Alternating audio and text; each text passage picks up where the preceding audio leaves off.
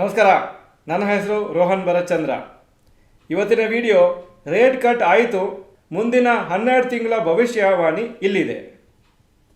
ನಿನ್ನೆ ರಾತ್ರಿ US federal reserve interest ರೇಟ್ಸನ್ನು ಕಮ್ಮಿ ಮಾಡಿದ್ದಾರೆ. US ಅಲ್ಲಿ 0.5% ಕಮ್ಮಿ ಮಾಡಿದ್ದಾರೆ. ಇದರಿಂದ ಅಲ್ಲಿ US ಅಲ್ಲಿ ಬ್ಯಾಂಕ್ಸು ಅವರ ಇಂಟ್ರೆಸ್ಟ್ ರೇಟ್ಸನ್ನು ಕಮ್ಮಿ ಮಾಡ್ತಾರೆ ಇನ್ನು ಕೆಲವು ದಿವಸದಲ್ಲಿ. ಸೊ ಬಾರೋಯಿಂಗ್ ಲೋನ್ಸು ಅಥವಾ ಲೋನ್ ತಗೊಳ್ಳೋದು ಸ್ವಲ್ಪ ಚೀಪ್ ಆಗುತ್ತೆ. ಇಂಟ್ರೆಸ್ಟ್ ರೇಟು ಕಮ್ಮಿ ಮಾಡುವಾಗ ಏನಾಗುತ್ತೆ ಅಂದರೆ ಯೂಶ್ವಲಿ ಎಕನಾಮಿಕ್ ಆ್ಯಕ್ಟಿವಿಟಿ ಇಂಪ್ರೂವ್ ಆಗುತ್ತೆ. ಯಾಕಂದರೆ ಲೋನ್ ಕಮ್ಮಿ ಇರುವಾಗ ಕಂಪ್ನೀಸು ಬಾರೋ ಮಾಡಿಕೊಂಡು ಅವರು ಬಿಸ್ನೆಸ್ಸನ್ನು ಎಕ್ಸ್ಪ್ಯಾಂಡ್ ಮಾಡ್ತಾರೆ. ಮತ್ತು ಇಂಡಿವಿಜುವಲ್ಸ್ಗೂ ಅವ್ರು ಏನಾದರೂ ಲೋನ್ ತೊಗೊಂಡಿದ್ರೆ ಅದನ್ನು ರೀಪೇ ಮಾಡೋದು ಈಸಿ ಆಗುತ್ತೆ. ಬಾಕಿ ಅಮೌಂಟು ಉಳ್ಕೊಂಡಿದ್ದ ಅಮೌಂಟು ಅವ್ರು ಬೇರೆ ರೀಸನ್ಸಿಗೆ ಸ್ಪೆಂಡ್ ಮಾಡ್ಬೋದು ಅಥವಾ ಇನ್ವೆಸ್ಟ್ ಮಾಡ್ಬೋದು. ಶಾರ್ಟ್ ಟರ್ಮಲ್ಲಿ ಯೂಶ್ವಲಿ ರೇಟ್ ಕಟ್ ಆದರೆ ಪಾಸಿಟಿವ್ ಇಫೆಕ್ಟ್ ಇರುತ್ತೆ ಸ್ಟಾಕ್ ಮಾರ್ಕೆಟ್ಸಲ್ಲಿ. ಆದರೆ ಇಂಟ್ರೆಸ್ಟ್ ರೇಟ್ ಕಟ್ಟು ಸುಮಾರು ದಿವಸ ಆದಮೇಲೆ, ಲಾಂಗ್ ಪೀರಿಯಡ್ ಆದಮೇಲೆ, ಹೈ ಇಂಟ್ರೆಸ್ಟ್ ರೇಟ್ಸ್ ಇರುವಾಗ ಆವಾಗ ಕಟ್ ಮಾಡಿದರೆ ಎಕನಾಮಿಕ್ ಗ್ರೋತಿಗೆ ಇಂಪ್ಯಾಕ್ಟ್ ಆಲ್ರೆಡಿ ಆಗಿರ್ತದೆ. ಹಿಸ್ಟಾರಿಕ್ಲಿ ನೋಡಬೇಕಂದ್ರೆ ಪಾಸಿಟಿವ್ ಇಂಪ್ಯಾಕ್ಟ್ ಆಗಬೇಕು ರೇಟ್ ಕಟ್ಟಿದಂದರೆ ಒಂದು ಎಕಾನಮಿಗೆ 12 to 18 ಮಂತ್ಸ್ ಆಗುತ್ತೆ ಆ ಇಂಪ್ಯಾಕ್ಟ್ ಬರಲಿಕ್ಕೆ. ಅಲ್ಲಿವರೆಗೆ ಎಕಾನಮಿ ಸ್ವಲ್ಪ ಸ್ಟ್ರಗಲ್ ಆಗ್ತಾ ಇರ್ತದೆ, GDP ಗ್ರೋತ್ ಅಷ್ಟು ಚೆನ್ನಾಗಿರೋದಿಲ್ಲ, ಹಾಗೂ ಅನ್ಎಂಪ್ಲಾಯ್ಮೆಂಟ್ ಜಾಸ್ತಿ ಆಗ್ತಾ ಇರ್ತದೆ. Previous 2 times major rate cuts ಮಾಡುವಾಗ US ಮಾರ್ಕೆಟ್ಸಲ್ಲಿ ಹೈ ಇಂಟ್ರೆಸ್ಟ್ ರೇಟ್ಸಿಂದ ಲೋವರ್ ಇಂಟ್ರೆಸ್ಟ್ ರೇಟ್ಸಿಗೆ ಬರುವಾಗ ಹಿಸ್ಟಾರಿಕಲ್ ಡೇಟಾ ಈಗ ಹಾಕ್ತಾ ಇದ್ದೀನಿ ನಿಮ್ಮ ಮುಂದೆ, ತುಂಬ ಇಂಟ್ರೆಸ್ಟಿಂಗ್ ಇದೆ. ಹಾಗೂ ಕೋವಿಡ್ ಟೈಮಲ್ಲೂ ಹೈ ರೇಟ್ಸ್ ಇರುವಾಗ ಅದನ್ನು ಕಮ್ಮಿ ಮಾಡಿದರು. ಯಾಕಂದರೆ US ಫೆಡರಲ್ ರಿಸರ್ವ್ ಕಾಣಿಸ್ತು ಇಂಟ್ರೆಸ್ಟ್ ರೇಟ್ ಕಮ್ಮಿ ಮಾಡಲಿಲ್ಲ ಅಂದರೆ ಎಕನಾಮಿಕ್ ಆ್ಯಕ್ಟಿವಿಟಿ ತುಂಬ ಡಲ್ ಆಗಿ ಮತ್ತು ರಿಸೆಷನ್ಗೂ ಹೋಗ್ಬೋದಂತ. ಆ ಪರ್ಟಿಕ್ಯುಲರ್ 2020 ಡೇಟಾ ಮಾತ್ರ ಹಾಕಿಲ್ಲ, ಯಾಕಂದರೆ ಅದು ಎಕ್ಸೆಪ್ಷನಲ್ ಡೇಟಾ ಅಂತ ಹೇಳ್ತೀವಿ. ಅದು ರೇರ್ ಇವೆಂಟು. ಈ ಥರ ಕೊರೋನಾ ಆಗೋದು ಒನ್ಸ್ ಇನ್ 50 ಅಥವಾ 100 ಇಯರ್ಸು. ಬಾಕಿ ಟೈಮಲ್ಲೂ ಇಂಟ್ರೆಸ್ಟ್ ರೇಟ್ಸ್ ಕಟ್ ಮಾಡ್ತಾ ಇರ್ತಾರೆ US ಅಥವಾ ಬೇರೆ ಸೆಂಟ್ರಲ್ ಬ್ಯಾಂಕ್ಸು. ಆವಾಗ ಯಾವ ಥರ ಡೇಟಾ ಇದೆ ಅಂತ ಈಗ ಪ್ರೆಸೆಂಟ್ ಮಾಡ್ತಾ ಇದ್ದೀನಿ. Past major Fed reserve rate cuts 0.5% cut ಮಾಡುವಾಗ ಜಾನ್ವರಿ 2021 ರೇಟ್ ಕಟ್ ಮಾಡಿದರು 0.5%.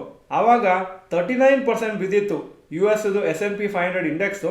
ಅದು 39% ಬಿದ್ದಿದ್ದು ಒಂದೇ ಸತಿಗಲ್ಲ, ಟೋಟಲ್ ಆಗಿ 39% ಬಿದ್ದಿದ್ದು 448 ಡೇಸಲ್ಲಿ, ಅಂದರೆ ಅಪ್ರಾಕ್ಸಿಮೇಟ್ಲಿ 1 ವರ್ಷ ಕೆಲವು ತಿಂಗಳು ಆದಮೇಲೆ.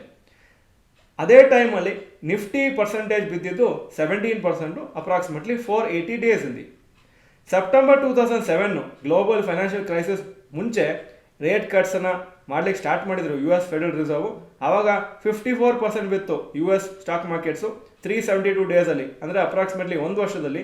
ನಮ್ಮ ಮಾರ್ಕೆಟ್ಸು ತುಂಬ ಬಿದ್ದಿತ್ತು ಆವಾಗ, ಹಾಗೂ ಬೇರೆ ಗ್ಲೋಬಲ್ ಮಾರ್ಕೆಟ್ಸು ಬಿದ್ದಿತ್ತು. ನಮ್ಮ ಮಾರ್ಕೆಟ್ಸು ಅಂದರೆ ನಿಫ್ಟಿ 44% ಡೌನ್ ಆಗಿತ್ತು ಅಪ್ರಾಕ್ಸಿಮೇಟ್ಲಿ 400 ಡೇಸಲ್ಲಿ. ಈಗ ಪುನಃ ಸೆಪ್ಟೆಂಬರ್ 2024 ರೇಟ್ ಕಟ್ ಮಾಡ್ತಾ ಇದ್ದಾರೆ. ಹಾಗೂ ಇನ್ನು ಮುಂದೆ ನೆಕ್ಸ್ಟ್ ಫ್ಯೂ ಮಂತ್ಸಲ್ಲೂ ರೇಟ್ ಕಟ್ಸ್ ಆಗುತ್ತೆ. ಆವಾಗ ಯಾವ ಥರ US ಮಾರ್ಕೆಟ್ಸ್ ರಿಯಾಕ್ಟ್ ಆಗುತ್ತೆ ಹಾಗೂ ನಮ್ಮ ಮಾರ್ಕೆಟ್ಸ್ ಯಾವ ಥರ ರಿಯಾಕ್ಟ್ ಆಗುತ್ತೆ ಅಂತ ನೋಡಬೇಕಾಗುತ್ತೆ. US ಮಾರ್ಕೆಟ್ಸ್ ಹೆವಿಯಾಗಿ ಬಿದ್ದು ನಮ್ಮ ಮಾರ್ಕೆಟ್ಸು ಬೀಳ್ದರ ಸಿಚುವೇಶನ್ ಇರುತ್ತೆ. ಆದರೆ ಈ ಥರ ಚಾನ್ಸಸ್ ಇರೋದು ತುಂಬ ಕಮ್ಮಿ. ಹೈಯರ್ ಚಾನ್ಸಸ್ ಏನಿದೆ ಅಂದರೆ US ಮಾರ್ಕೆಟ್ಸ್ ಬೀಳೋದು, ನಮ್ಮ ಮಾರ್ಕೆಟ್ಸು ಸ್ವಲ್ಪ ಬೀಳೋದು. ಎಷ್ಟು ಬೀಳುತ್ತೆ, ಎಷ್ಟು ಇಂಪ್ಯಾಕ್ಟ್ ಆಗುತ್ತೆ ಅಂತ ಅದು ಮಾತ್ರ ನೋಡಬೇಕಾಗುತ್ತೆ. ಅಮೆರಿಕ ಅಥವಾ ಬೇರೆ ಮೇಜರ್ ಮಾರ್ಕೆಟ್ಸ್ ಬೀಳುವಾಗ ಗ್ಲೋಬಲಿ ಎಲ್ಲ ಮಾರ್ಕೆಟ್ಸು ಬೀಳುತ್ತೆ, ಇನ್ಕ್ಲೂಡಿಂಗ್ US. ಆದರೆ ಪ್ರಮಾಣ ಅಥವಾ ಸಿವಿಯರಿಟಿ ಬೇರೆ ಬೇರೆ ಇರ್ಬೋದು. ಅಮೆರಿಕಲ್ಲಿ ಜಾಸ್ತಿ ಇರ್ಬೋದು, ಇಲ್ಲಿ ಕಮ್ಮಿ ಇರ್ಬೋದು, ಆ ಥರ ಆಗ್ಬೋದು. ನಾವು ರೀಸೆಂಟಾಗಿ ಮೊನ್ನೆ ಒಂದು ವಿಡಿಯೋ ಮಾಡಿತ್ತು 2008 ಕ್ರೈಸಿಸಲ್ಲಿ ಯಾವ ಥರ ಸ್ಟಾಕ್ ಮಾರ್ಕೆಟ್ ಬಿದ್ದಿತ್ತು ಅಂತ. ಆ ವಿಡಿಯೋನ ನೀವು ನೋಡಲಿಲ್ಲ ಅಂದರೆ ಮಿಸ್ ಮಾಡದೆ ನೋಡಿ. ಹಾಗೂ ಆ ಡೇಟಾ ನೋಡುವಾಗ ನೀವು ಸರ್ಪ್ರೈಸ್ ಆಗಬೇಡಿ ಅಂತ ಇವತ್ತಿನ ಒಂದು ವಿಡಿಯೋನ ಮಾಡ್ತಾ ಇದ್ದೀನಿ. ಯಾಕಂದರೆ ನೀವು ಒಂದು ಕರೆಕ್ಷನಿಗೆ ಎಕ್ಸ್ಪೆಕ್ಟ್ ಮಾಡಿದರೆ ನಿಮಗೆ ಶಾಕ್ ಆಗೋದಿಲ್ಲ, ನಿಮಗೆ ಯಾವ ಬೇಜಾರು ಆಗೋದಿಲ್ಲ, ನೀವು ಅದಕ್ಕೆ ರೆಡಿ ಆಗಿರ್ತೀರಿ. ಇಲ್ಲದ್ರೆ ಏನಾಗುತ್ತೆ, ಸಡನ್ ಆಗಿ ಬೀಳುವಾಗ ನೀವು ಎಕ್ಸ್ಪೆಕ್ಟೇಷನ್ ಇಲ್ಲದೆ ಇದ್ದರೆ ನಿಮ್ಮ ಮೆಂಟಲ್ ಸ್ಟ್ರೆಸ್ಸು ಜಾಸ್ತಿ ಆಗುತ್ತೆ. 2020 ಕೊರೋನಾ ಕ್ರ್ಯಾಶ್ ಆದಮೇಲೆ ಮಾರ್ಕೆಟ್ಸು ಎಸ್ಪೆಷಲಿ ಇಂಡಿಯಾದಲ್ಲಿ ಜಾಸ್ತಿ ಬಿದ್ದೇ ಇಲ್ಲ. So most of the investors, ಸ್ವಲ್ಪ ನ್ಯೂ ಇನ್ವೆಸ್ಟರ್ಸ್ ಅಂತ ಏನು ಕರಿತೀವಿ ಮಾರ್ಕೆಟ್ಸಲ್ಲಿ, ಅವರಿಗೆ ಈ ಥರ ಎಕ್ಸ್ಪೀರಿಯನ್ಸ್ ಇಲ್ಲದೆ ಇರ್ಬೋದು ಅಂತ ಈ ಡೇಟಾನ ನಿಮ್ಮ ಮುಂದೆ ಹಾಕಿದ್ದೀವಿ. ನಿಮಗೊಂದು ಎಕ್ಸ್ಪೀರಿಯನ್ಸ್ ಆಗುತ್ತೆ ಫ್ಯೂಚರ್ ಡೇಸಲ್ಲಿ. ಈ ಇನ್ಫಾರ್ಮೇಷನ್ ಕೊಡ್ತಾ ಇರೋದು ನಿಮಗೆ ಪ್ಯಾನಿಕ್ ಕ್ರಿಯೇಟ್ ಮಾಡೋದಕ್ಕಲ್ಲ ಹಾಗೂ ಭಯ ಹುಟ್ಟಿಸೋದಕ್ಕಲ್ಲ. ಏನಂದರೆ ನಾವು ಯಾವಾಗಲೂ ಹೇಳ್ತೀವಿ ಮಾರ್ಕೆಟ್ಸಲ್ಲಿ ನಾವು ಮೆಂಟಲಿ ಪ್ರಿಪೇರ್ಡ್ ಆಗಿದ್ದರೆ ಯಾವುದನ್ನು ಬೇಕಾದ್ರೂ ಫೇಸ್ ಮಾಡ್ಬೋದು ಅಂತ. ಸೊ ನೀವು ಏನು ತಿಳ್ಕೊಬೇಕಂದ್ರೆ, ಮೊನ್ನೆನೂ ನಮ್ಮ ವೀಡಿಯೋ ಹೇಳಿದ್ದೀವಿ, ಒಂದು 20-30% ನಮ್ಮ ಪೋರ್ಟ್ಫೋಲಿಯೋ ವ್ಯಾಲ್ಯೂ ಬಿದ್ದರೂ ನಾನು ಕಂಫರ್ಟಬಲ್ ಆಗಿರ್ತೀನಿ, ನನಗೇನು ಪ್ರಾಬ್ಲಮ್ ಇಲ್ಲ, ನಾನು ಲಾಂಗ್ ಟರ್ಮ್ ಇನ್ವೆಸ್ಟ್ ಅಂತಿದ್ರೆ ಆವಾಗ ನಿಮಗೆ ಮಾರ್ಕೆಟ್ ಬಿದ್ದ ಮೇಲೂ ನಿಮಗೆ ಮೆಂಟಲಿ ಯಾವ ಇಂಪ್ಯಾಕ್ಟು ಆಗೋದಿಲ್ಲ. ಈ ವರ್ಷದ ಎಂಡಲ್ಲಿ ಹಾಗೂ ನೆಕ್ಸ್ಟ್ ವರ್ಷ ಮಾರ್ಕೆಟ್ ಸ್ವಲ್ಪ ವೀಕ್ ಆಗಿದ್ರೆ ಆವಾಗ ಲಾಂಗ್ ಟರ್ಮ್ ಇನ್ವೆಸ್ಟರ್ಸ್ ತುಂಬ ಖುಷಿ ಪಡಬೇಕು. ಯಾಕಂದರೆ ಒಂದು ಒಳ್ಳೆ ಅಡ್ವಾಂಟೇಜ್ ಆಗುತ್ತೆ, ಒಂದು ಒಳ್ಳೆ ಆಪರ್ಚುನಿಟಿ ಆಗುತ್ತೆ ಇನ್ವೆಸ್ಟ್ ಮಾಡಲಿಕ್ಕೆ ಲೋವರ್ ಪ್ರೈಸಸಲ್ಲಿ. ಹಾಗೂ ಆವಾಗ ನಿಮಗೆ ಇನ್ವೆಸ್ಟ್ ಮಾಡಲಿಕ್ಕೆ ಲಂಸಮ್ ಅಮೌಂಟ್ ಇಲ್ಲದೇ ಇದ್ದರೂ ನೀವು ಮಾರ್ಕೆಟ್ಸನ್ನು ಅಬ್ಸರ್ವ್ ಮಾಡಿ ತುಂಬ ತಿಳ್ಕೊಳ್ಳೋಕ್ಕಿರುತ್ತೆ. ಹಾಗೂ ನೀವು ನಿಮ್ಮ ರೆಗ್ಯುಲರ್ ಇನ್ವೆಸ್ಟ್ಮೆಂಟ್ಸ್ ಏನು ಮಾಡ್ತಿದ್ರಿ ಸ್ಟಾಕ್ ಮಾರ್ಕೆಟಲ್ಲಿ, ಮ್ಯೂಚುವಲ್ ಫಂಡ್ಸಲ್ಲಿ, ಅದನ್ನು ಕಂಟಿನ್ಯೂ ಮಾಡಲೇಬೇಕು. ನೀವು ಪ್ಯಾನಿಕ್ ಆಗಿ ಸೇಲ್ ಮಾಡಿದರೆ ಅದು one of the biggest mistakes ಆಗುತ್ತೆ ಇನ್ವೆಸ್ಟರ್ಸಿಗೆ. ನೀವು ಒಳ್ಳೆ ಸ್ಟಾಕ್ಸ್ ಇಟ್ಕೊಂಡಿದ್ರೆ, ಒಳ್ಳೆ ಮ್ಯೂಚುವಲ್ ಫಂಡ್ಸ್ ಇಟ್ಕೊಂಡಿದ್ರೆ ಆವಾಗ ಟೆಂಪ್ರರಿ ಫಾಲ್ ಆದರೆ ಯಾವ ಒಂದು ಬೇಜಾರು ಇಲ್ಲ, ಯಾಕಂದರೆ ನೀವು ಲಾಂಗ್ ಟರ್ಮ್ ಇನ್ವೆಸ್ಟರ್. ಆದರೆ ನಿಮ್ಮ ಹತ್ರ ವೀಕ್ ಸ್ಟಾಕ್ಸ್ ಇದ್ದರೆ ಆವಾಗ ಸ್ವಲ್ಪ ಕೇರ್ಫುಲ್ ಆಗಿರಬೇಕು, ಯಾಕಂದರೆ ಕೆಲವೊಂದು ಸತಿ ಮಾರ್ಕೆಟ್ ರಿಕವರ್ ಆಗುವಾಗಲೂ ಈ ವೀಕ್ ಸ್ಟಾಕ್ಸು ರೈಸ್ ಆಗೋದೇ ಇಲ್ಲ. ಸೊ ನಿಮ್ಮ ಪೋರ್ಟ್ಫೋಲಿಯೋನ ಇನ್ನೊಂದು ಸತಿ ರಿವ್ಯೂ ಮಾಡಿ, ನಿಮ್ಮ ಪೋರ್ಟ್ಫೋಲಿಯೋಲಿ ಎಲ್ಲ ಚೆನ್ನಾಗಿದೆಯಾ, ಸ್ಟಾಕ್ಸ್ ಎಲ್ಲ ಚೆನ್ನಾಗಿದೆಯಾ, ಫಂಡಮೆಂಟಲಿ ಸ್ಟ್ರಾಂಗ್ ಇದೆಯಾ ಅಂತ ಒಂದು ಸತಿ ಚೆಕ್ ಮಾಡಿಕೊಂಡು ಯಾವುದಾದ್ರು ಸರಿ ಇಲ್ಲ ಅಂದರೆ ಬೇಕಾದರೆ ಅದನ್ನು ಸೇಲ್ ಮಾಡ್ಬೋದು. ನೆಕ್ಸ್ಟ್ 12 ಮಂತ್ಸು ತುಂಬ ಇಂಟ್ರೆಸ್ಟಿಂಗ್ ಆಗಿರ್ತದೆ, ಯಾಕಂದರೆ ಮೋಸ್ಟ್ ಪ್ರಾಬ್ಲಿ ಏನು ನೆಕ್ಸ್ಟ್ 12 ಮಂತ್ಸಲ್ಲಿ ಆಗುತ್ತೆ, ಜಾಸ್ತಿ ಜನ ಇನ್ವೆಸ್ಟರ್ಸಿಗೆ ಈ ಎಕ್ಸ್ಪೀರಿಯನ್ಸ್ ಆಗಿರೋದಿಲ್ಲ. ಮೇ ಬಿ ಮಾರ್ಕೆಟ್ ತುಂಬ ಡಲ್ ಇರ್ಬೋದು ಅಥವಾ ಸ್ವಲ್ಪ ಜಾಸ್ತಿ ಬೀಳ್ಬೋದು. ಆವಾಗ ಹೊಸ ಇನ್ವೆಸ್ಟರ್ಸಿಗೆ ಒಂದು ಒಳ್ಳೆ ಎಕ್ಸ್ಪೀರಿಯನ್ಸ್ ಆಗುತ್ತೆ.